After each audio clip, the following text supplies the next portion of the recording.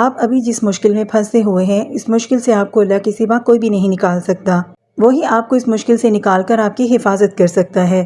وہی آپ کو اس مشکل سے نکال کر بے چینی سے سکون کی طرف لے کر جا سکتا ہے۔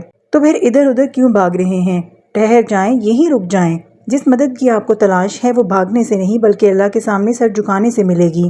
ہم ایسی ہی غلطیاں کرتے ہیں، مدد کے لیے اللہ کی بجائے عارضی سہاروں اور انسانوں کے بنائے ہوئے بتوں کے سامنے گر جاتے ہیں، جبکہ اللہ ہی ہماری قدردانی کا مستحق ہے۔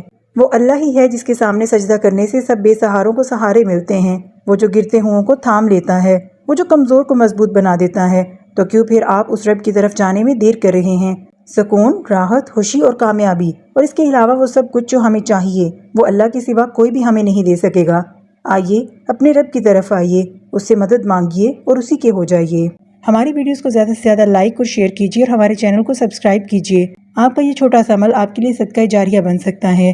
جتنے زیادہ لوگ ان باتوں کو سن کر اللہ تعالیٰ کی طرف آئیں گے، یقیناً وہ آپ کے لیے صدقہ جاریہ ہی ہوگا، وہ آپ کے لیے اور میرے لیے ثواب ہوگا۔ آئیے اپنے لیے نیکیاں کمائیے۔